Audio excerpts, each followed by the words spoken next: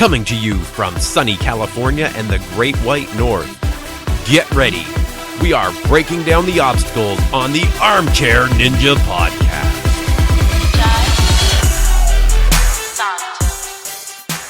Hello, everyone, and welcome back to the Armchair Ninja Podcast. It is Sunday, July 10th, 2016. My name is Rich, and with me once again this week is Bijan. How you making out? I don't know, man. I'm good, but let's.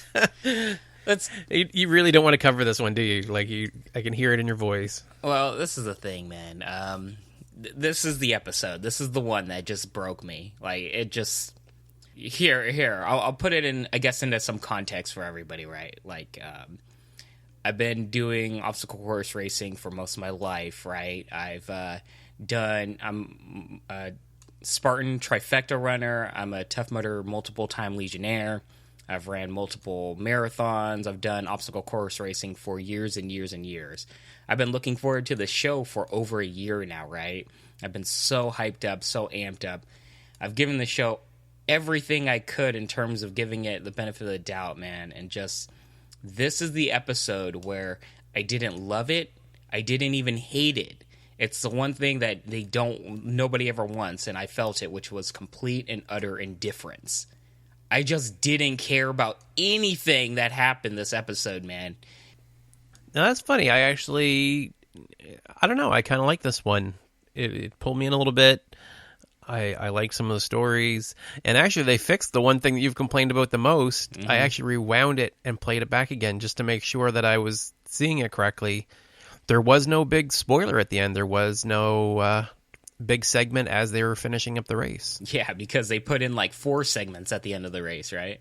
But, yeah, the formatting was just all out of whack for me in terms of the fact that they were trying to hype up some teams towards the end because, in my opinion, it was blatantly obvious that one of these two teams are going to win. And that's fine. I didn't really mind that because, there still is a question of who will win.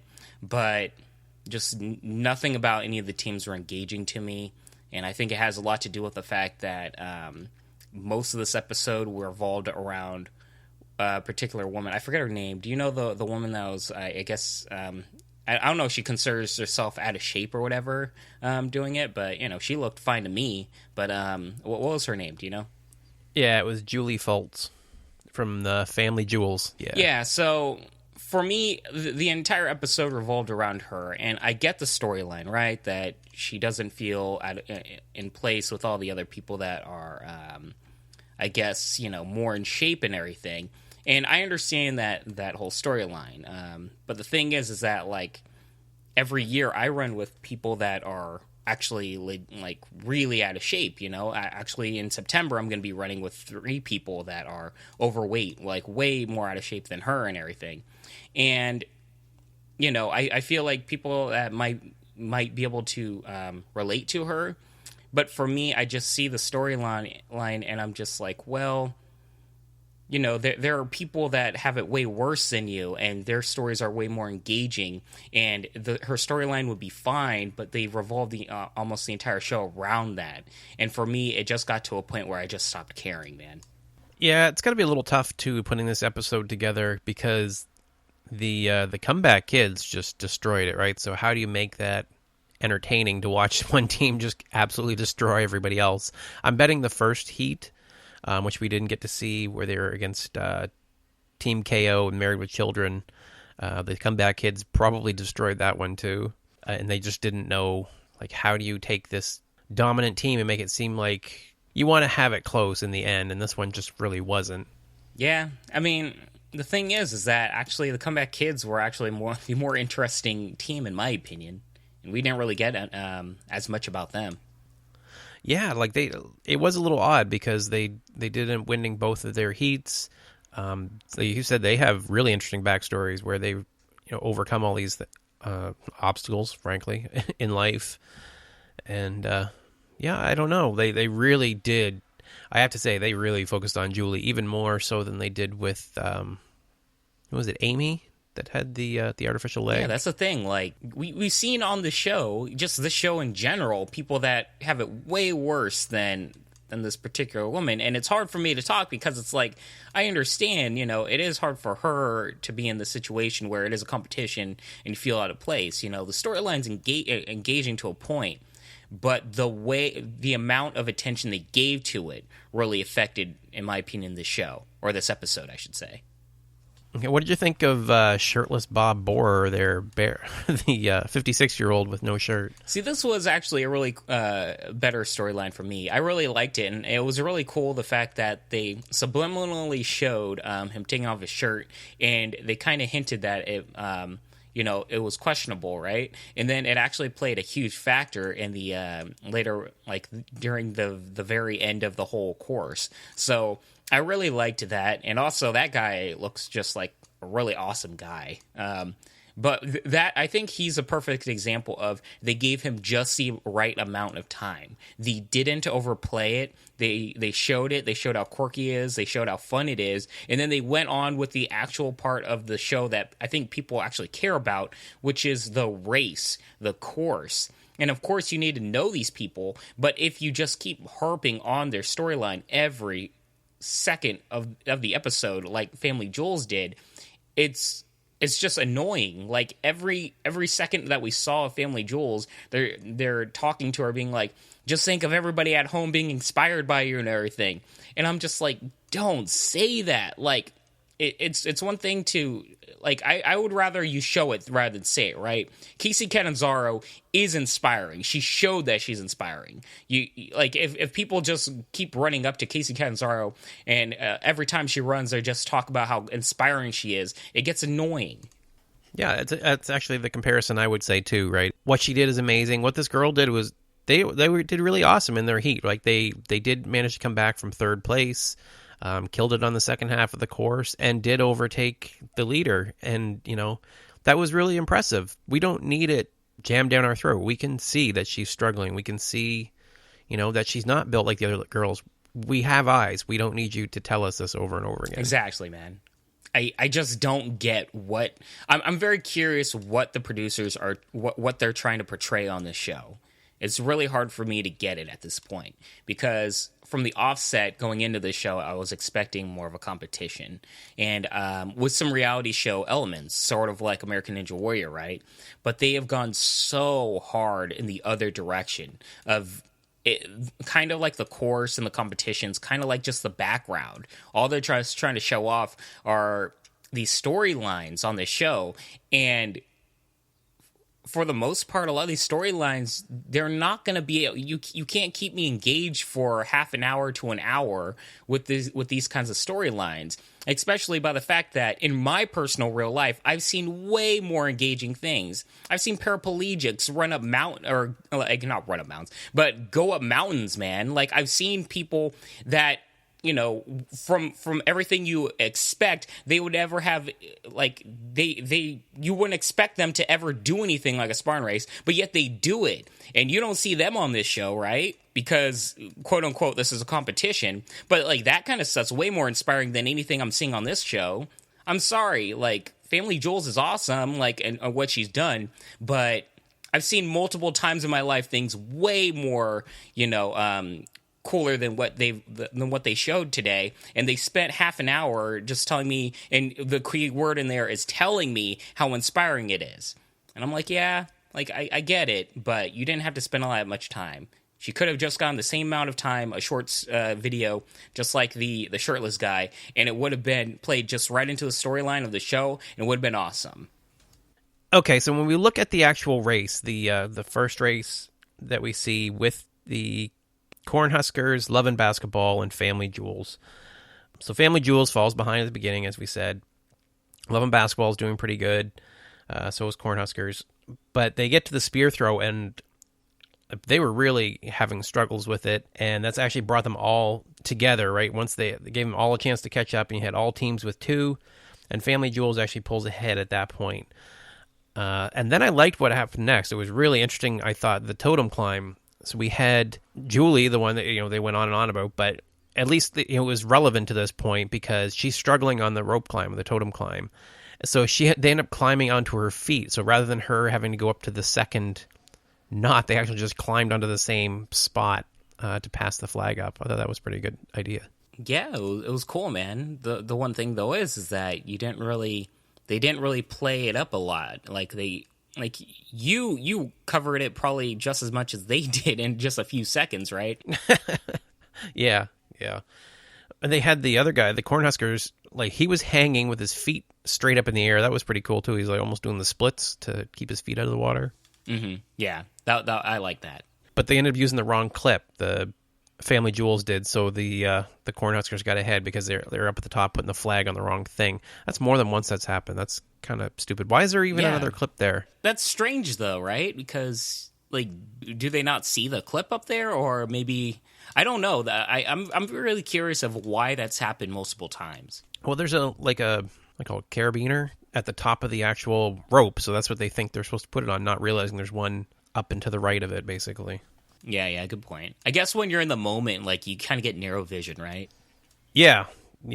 But overall, I actually liked this race, especially what happened next. I thought this was a crazy part, and like you said, it plays back to him not having a shirt on, right? He's known for it. This Bob guy not running with a shirt is actually relevant to the race, because when they get to the slip wall, they don't have anything to grab to move up him in like the human ladder that they formed. Yeah. That was really interesting because I never really thought about it until the situation happened. And I kind of feel dumb because I should have like realized this beforehand, right? But I was like, oh yeah, they have nothing to grab onto with this guy. So, yeah, it was really interesting watching that. Yeah, did you remember he actually used his fingernails at one point too to get up there? Like he was doing so well. The Bob guy specifically actually grabbed like this little gap in the slip wall to pull himself up. Yeah, that guy's legit, man. By the way, just I like going back very quick, back to his video. Didn't he say like he does like something like 200 burpees a day? 400. Yeah. Oh my god, that is insane, dude. I hate burpees. I think burpees are the freaking worst, man. Doing 10 burpees and I'm already just like, ugh. Like, this dude does 400. This guy must, like, this guy yearns for just pain and punishment. Because, I don't know. You must be a masochist to, like doing burpees, like, and especially 400. Oh, heck no.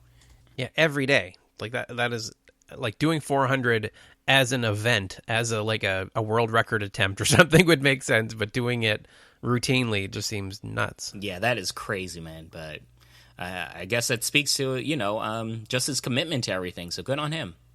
As I said, that kind of stuff's more interesting to me, and it kept it short and compact. I like that. Yeah, but in the end, Family Jewels ended up winning. They got ahead of that team, mainly, I mean, the shirt played into it. It very well could have been the deciding factor. Yeah, and I like the fact that we have an obstacle like that where, athleticism will only get you so far, but technique, ultimately is what matters. And I feel like they probably need more of that on this show. I don't know if they have a second season. I'm not holding my breath on that, but if they do, I hope they really listen to feedback and learn from a lot of the mistakes this season. Yeah, well, the second half of the show has the same issue we've seen before. We only know one of the teams. Going into the second half of the episode, we have now two teams joining us that we don't know anything about. We have to get ramped up on who they are and care about what they're doing suddenly. Mm-hmm. Like, it's too much. Like, there's just too many people, too many teams in a single episode. Yeah. And not just that. I'm curious, did you catch the spoiler that they had at the beginning of the show this episode? No, what was going on? Oh, man, did I catch that? So right before the first commercial break on this episode, they reveal that we're going to meet this team called Team KO, where they're, I guess, like MMA fighters and all this cool stuff. And I'm like, oh, cool. They're the team that's going to win, the first heat or whatever, right? So right after that commercial, guess what they play? They play, hey, this is what happened in the first heat. And the team that won isn't Team KO, but another team called the Comeback Kids. And guess who gets second place, Rich? Team KO. Exactly. So just reading into that, I'm like, well, I know that no team, like there's no drama compared to this. And I was later on, I was fine with it because they did hit the buzzer, like saying that all bets were off when they got to the slip wall. So I wasn't too upset about that, but it's still kind of annoying because it's these small little formatting issues that they should really know better than to put into the show. So just so I'm clear, they said that you would see more of Team KO later in the episode. Yeah. Before. Okay. Yeah. I didn't catch So they that. basically just revealed that Team KO goes on to the final. Even though typically Nice. You're supposed to have this drama trying to figure out if Team KO will make it or if the second place team on the second heat will make it. Right. Yeah, I guess if it was more down to the wire, it would have been a bigger issue, like you said. But yeah, it's still a little annoying. Exactly. Like it wasn't too big of a problem for me this episode, but it's another glaring formatting mistake where I'm just like, why are they doing this to themselves? So then we had the second heat. We had the Comeback Kids, Team KO, and Family Jewels running. They played up this Laura Messner from the Comeback Kids as she was going to be the next Britney Spears, or she wanted to be. She was a pop singer. I guess. I don't. I was like, Yeah, I have never heard of you, so hopefully she does well. But it was interesting. She almost came off like she was more of a Britney Spears imitator rather than just trying to be the next Britney Spears, right? Something like that. Yeah, I don't know. They spend a lot of time on her. I think I've seen playing her up her team. Yeah, but I actually think I've seen her in some form or fashion in Spartan before. So I actually do think that she is an actual like diehard Spartan racer. She's not somebody that just is like whatever. I actually think that she's one of the elite Spartans out there. Well, this team destroyed, so I'm gonna say that they they definitely had some skills. Yeah. They're definitely one of the front runners at this point, right? Yeah, and at that point, as we're going through the second heat, I made a note of like, where is Evan Dollard? Like, I hadn't seen him the whole episode at this point, and I just don't understand. Like, there's so much about this show that I don't understand, but yeah, why even have two sideline reporters that you hardly ever see? MJ Acosta, I guess, does at the finale when they're all done. She runs up, but Evan, I feel like, could do so much more on this show, like running alongside. Like, he's in shape. He can keep up with them. Not like he can't run along. And at least he can explain the obstacles, right? Like, while they're doing it, he can probably explain a little bit more of what goes on to dealing with these obstacles and the technique involved, right? The funny part is that this was the episode where I actually remembered Evan's part of the show, and I was like, oh, yeah. When they finally, like, switched over to him for a few seconds, then I'm like, I just thought about it. I'm like, I wonder how he feels right now. I wonder if he is just watching back on this show, this whole season. He's like, man, I should have really tried out for American Ninja Warrior rather than this, because I probably would have gotten more airtime just doing one single run on American Ninja Warrior. All right? yeah, I wonder, like, did he record like 10 times as much footage? Like, did he actually do a lot of commentary and they just cut it all down to like just a little snippet of him in the second heat of the whole episode? Like, it doesn't make any sense. Yeah, I bet they did, because, the job that he has seems to be like the most involved other than the commentators themselves, right? So you have to imagine he probably filmed a lot of stuff on the sidelines, and for whatever reason, they just cut all of it out. Someone had made the comment that they thought they were listening to us because what we complained about, they seem to be fixing along the way. I almost wonder, because in this episode, they got rid of the big segment in the second heat. There is no indication of who's going to win as you're going along. As far as, they don't do cutaway to anything like that. They did a lot of picture-in-picture. Like I had mentioned that, they should have the commentators popping up in a little window in the bottom left. There was a ton of that. It did actually seem like they're adjusting things. This episode does not play the same way as the early ones did. Very true. The second half was markedly different from the first half, in a good way also. For me, I just didn't care enough, but that's more of a personal issue, right? It's not testament to how other people feel.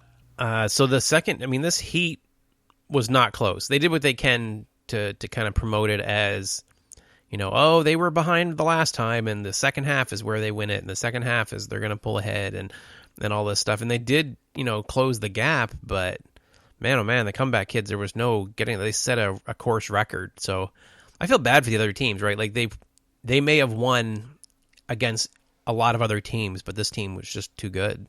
Yeah, true. The team was great. Good on them too. But man, they almost come off as unstoppable because they really, all the other teams that even like the front runner team, I forget its name, but the one with like the championship runner, Hunter guy, they at least have some weaknesses involved, right? This team doesn't really seem like they have any glaring weaknesses. No, I think these guys have moved into like the favorites for the finals. Yeah, but I don't mind that because the thing I care about most is the competition, and maybe that's one reason why I didn't care enough about this episode because both parts, even the first half and the second half, it really seemed like there was one team that was going to win, pretty obviously for me. The first half, it was obvious to me that the Family Jewels is going to win, and for the second half, it became pretty clear to a point, even though it wasn't spoiled, it became pretty clear to a point that the comeback kids were going to win. And I don't really mind that as much because as long as they play up the competition and you get to see like the struggle involved with all the teams. But I don't know. Maybe it was just the indifference with just the storylines and everything, but maybe that played a part. It was pretty obvious who was going to win, I guess. Yeah, it makes it a lot harder to care that much when when it seems obvious anyway. It's weird how they keep holding back obstacles and holding back little segments of the course because I'm sure it hasn't changed from the beginning. So this time we got to see this peg climb. What did you think of that? What peg climb are we talking about? I have no idea. Yeah, on the side of the hill. So there's like a big wooded steep hill and they had pegs in the ground for them to pull themselves up the hill. So two of the teams are on this hill and I think they were actually carrying the shield at this point and they had to climb up the hill. Yeah, they definitely were because one of them was yelling out, they don't want any of this. They don't want any of this. And the other one said, yes, we do. It was like some little back and forth with them as they're going up the hill. Yeah, that was pretty awesome. Yeah. I like things like that, right? Because before on the episode, it just kind of looked like they were carrying a heavy shield and that was it, right? But now we get to see that there were some things they had to do while carrying that shield, and that may have played a part in us understanding why people were so tired going into the final obstacles, like the wall that they have to go under, which I'm completely forgetting its name. But yeah, like I wish we were to see that beforehand. And that's not just saying, like, they have to spoil everything, but just getting a better overview of the course in general would have been really helpful from just the offset of this entire series. And I don't know if they were worried too much about, like, them just spoiling the entire course to begin with, they could have just, like, added in a few obstacles, every episode. I mean, Team Ninja Warrior did it, and it was... Even though it wasn't the most compelling thing, just switching up one obstacle, it made a difference at least, right? Wouldn't it have been cool if they had made like it branch out at least? So maybe that would have been a way to get some variety where they have a fork in the road. They can decide to take on this obstacle or that obstacle, and then you wouldn't know which way a team would go. That's a great idea. I actually really, really like that. If they are listening, man, keep getting like suggestions like that because that's a way to get this show actually really interesting. Different routes, different strategies, stuff like that. That can actually make a huge difference, especially because maybe teams can like play to their strengths that way, right? Exactly, right. Like if you know that your team is strong in the upper body, you could pick the route that would play to that. It's got the Herc hoist that. Maybe your team's good at versus skipping the spear throw. Maybe you could, if your team. I feel like that would lend a lot to the show. Yeah, it would definitely make it more enthralling, right? Because I think the main big deal is that they're not giving enough attention to the course itself, and what you're suggesting would make a huge difference in focusing the show more on the course again. That's why we like American Ninja Warrior and all these other shows, because it really is about the course, and the competitors complement the course, but at the same time, the still main focus is competitors getting past a course. Whereas this show, Like, the chorus is just an afterthought. Nobody gives a damn about the chorus, or I should say that the people that presenting the show don't really seem like they care about the chorus, and they care more about just presenting the stories of these people throughout the entire episode. So yeah, I think just a shift in I guess ideology in terms of how the people running the show actually view the competition or the course, I think that would make a huge difference.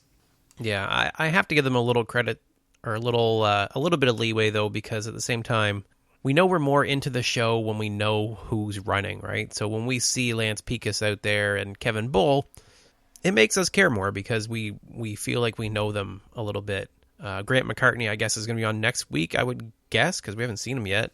Yeah, unless that's it was one of the teams that got completely skipped. Yeah, that's the one person I thought of at the end of this episode. I'm like, we haven't seen Grant McCartney yet.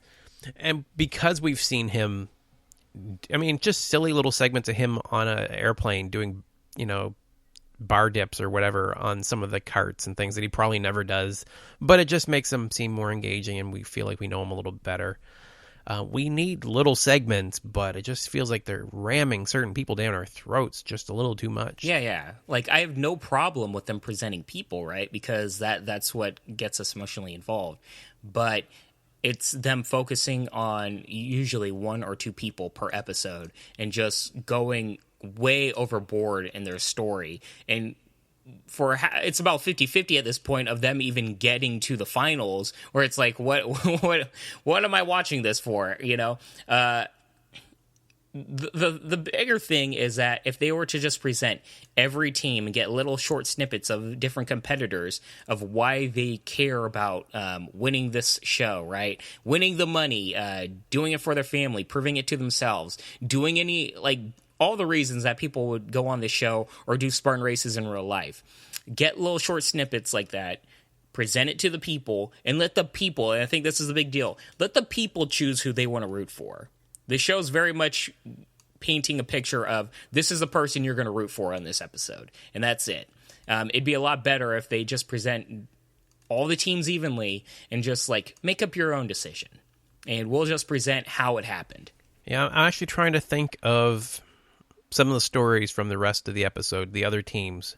We had MMA fighters that fight, and good for them. Right. But, right? But they didn't give us much about them that I can remember. Can you remember any details about in them other than that they fight? No, that's the thing, right? Like, when they present the other storylines at this point, it's almost an afterthought compared to the other ones. I will say, Love and Basketball, the funniest thing for me is the cameramen. They were big fans of the women on that team. Did you notice that? No, I didn't. Yeah. They had very choice selected shots of the women on Team Love and Basketball. When they presented Team Love and Basketball, it was usually the women on the team, and it was usually specific angles of those women on that team. And I was like, wow, okay. We're not even going to try to hide it this time, yeah. No, they're blatant. But yeah, Cornhuskers, I don't remember a thing about them, at all. Nope. Yeah, it was balanced, and like you said, we could decide who we want to root for based on that. Even, I get that it's too many people, right? You can't cover everybody on the teams. But we're still talking about Hunter. I still remember him, and he was the team captain. He's not even the one that theoretically we're going to be following, because most of the time they seem to focus on somebody else on the team. Not just that, man. The guy that ran against Hunter on that episode, the guy came off I always say he has resting D-bag face, right? That guy was more engrossing, and we just saw very short, maybe a total of a minute and a half of him total on the entire season, and yet he was way more interesting to me than most of the people on this episode. Yeah. So if they get a second season, hopefully they can find ways, figure out what works, figure out how to make us care about each of the teams so that we can decide for ourselves who to root for and have everything be a surprise in the end. Yeah. I mean, it's clear on this episode, at least they gave it a try by presenting towards the very end some short segments of the other teams. But at that point, it was almost too late because we had 15 minutes out in the episode and you're just trying to tell me something new about Team KO at that point. And I'm like, that's cool and all, but, and I follow MMA. I'm a diehard MMA fan, but it's they fight MMA and they're on the show. Cool. I don't really know what to say about that, really. Yeah. All right. So that is it for this episode. We've got one more, I know it's not city final, what would you call it? One more episode before the finals. Semi-qualifier, I don't know. Yeah, we'll call it that. Semi-qualifier. And then we'll have the final. So we get 2 episodes of Spartan left. And, I don't know. We haven't seen much chatter. I don't know. You just don't see a whole lot about it. Nobody's really talking that much about it. I don't have high hopes for a second season of this. Yeah, I'm not either. And it's really disheartening for me because I was expecting a lot from this show, man. And I feel like it's so obvious that the show could have been great. But the people that produce the show so incredibly, just mishandled this in every aspect of it. I don't know how it got to this point, but it's really unfortunate. I'm really curious to see if the finals course is going to be different. Man, if they present us the same damn course during the finals, I don't even know what to say. Yeah, well, they've probably got a couple more obstacles they haven't shown us yet, and we'll just get a chance to see them finally. And they're going to add 3 obstacles to the end, and that's it? They'll add 10 pounds to the Herc hoist and call it a day. Oh, man. I don't know how you change it up. I mean, they can't build a whole new course for it, so I don't know. Trust me, there is hundreds of obstacles that are not on this show that they could add to it. And there are obstacles that could be even super simplistic and small. Sort of like the pegs that we saw this episode. There's so many things that you can change up easily in a terrain like what they have in this area that they're filming at. And they just choose not to change it up. Maybe make them run the whole thing blindfolded just to add some spice to it. At least that would change some things up, right? I'm at this point, I'm down for anything like that. Spray him with water hoses the entire episode. No, I think they were. Did you notice there was a point where I saw someone blocking the hose? Actually, it was the Bob guy. Put his hand up because he was getting sprayed with water. I think there actually was someone standing on the side with a hose. Yeah, well, the barbed wire one, and Spartans they blast you with hoses, water hoses. But, do that the whole episode, you know. So, John, did you notice that we're now a YouTube sensation? Oh, are we? Yes. Yes, we are. Yes, we have at least 3 views at this point. Because, nobody at all knows about it, right? Exactly. Our YouTube channel was just kind of sitting there, and then I discovered a way to actually automatically post each new episode that comes out.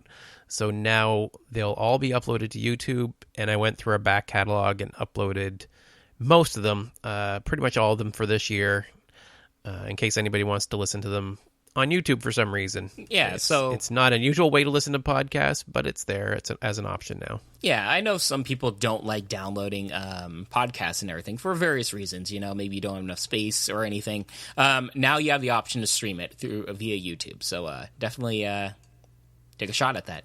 And as a reminder, this coming week we have Jesse Graff joining us to review the LA Finals, and they are really hyping her up for this. I'm really excited to see how she did. Yeah, it's going to be a good one, guys. And quick, thank you to everybody that's reached out to me and given me some feedback in terms of topic suggestions and questions and everything. Keep them coming. Yeah, so right up to the last minute. Don't feel like just because it's the last day or anything. You have till Tuesday, July 12th to get those questions or topics into us, and we'll do what we can to cover everything. But we're also going to be covering the episode, so it's going to be a great one. Yeah, man, can't wait. You'll definitely hear a much more happier Bijan during that episode. I bet, yeah. So we'll be getting back to our main topic, and we'll both be very happy to be covering it. So as a reminder, if you'd like to buy some high-quality atomic climbing holds, as Allegra Knight, one of our listeners, has, and actually included us in her Instagram photo, where she tagged both Atomic Climbing Holds and Ninja Podcast and thanked us for referring her, which is great. That lets Atomic know that we are driving business their way, so we really appreciate that. And if you're looking for them, come by our website, ninjapodcast.com. Click on our link and use our discount code of podcast to save yourself 10% off the purchase. And if you'd like to reach out to us, you can find us at ninjapodcast.com. You can email us at rich@ninjapodcast.com. We are on Twitter and Instagram as Ninja Podcast. And Bijan, how can they reach you? Hit me up at Twitter and Instagram at Bijan151, Bijan 151. Brighten my mood, guys. I'm on a downer with this episode. Spartan, man. Ugh. So, yeah, send Bijan some happy wishes, would you? Get him out of the slump. So thank you all for listening, and have a great week. Peace, y'all.